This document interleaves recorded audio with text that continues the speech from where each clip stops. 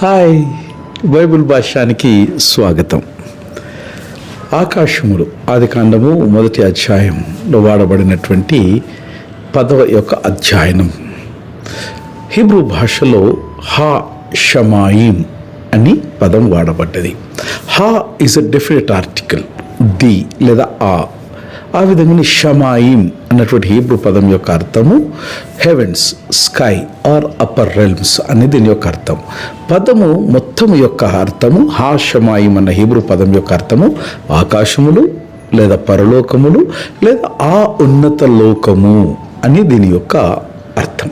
షమాయిం అనేది అపరిమితమైనటువంటి బహువచనం, అది ప్లూరల్ ఆఫ్ మ్యాజెస్టీ, అంటే ఒకదానికంటే ఎక్కువ స్థాయిలో ఉన్నటువంటి ఉన్నత లోకాలు అని భావించవచ్చని బైబిల్ పండితులు భావిస్తారు. హీబ్రూ శాస్త్ర పండితులు 2 ప్రధానమైనటువంటి ఉత్పత్తులను ఈ షమాయిం అన్న పదానికి వారు సూచిస్తారు.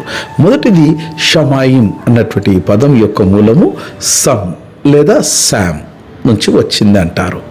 ఈ సమ్ లేదా శామ్ అన్నటువంటి మూల పదం యొక్క అర్థం ఏంటంటే స్థాపించుట లేదా స్థిరపరచుట లేదా ఏర్పాటు చేయుట అన్నది దీని యొక్క భావము. అంటే దేవుడు ఆకాశములను స్థాపించిన స్థిరమైన లోకము అని భావించవచ్చు. షమాయిం అనేటువంటి మరొక అర్థం ఏంటంటే నీళ్లు, వాటర్. ఇది ప్రాచీన హీబ్రూ బ్రహ్మాండ రూపకానికి సంబంధం ఉన్నటువంటిది.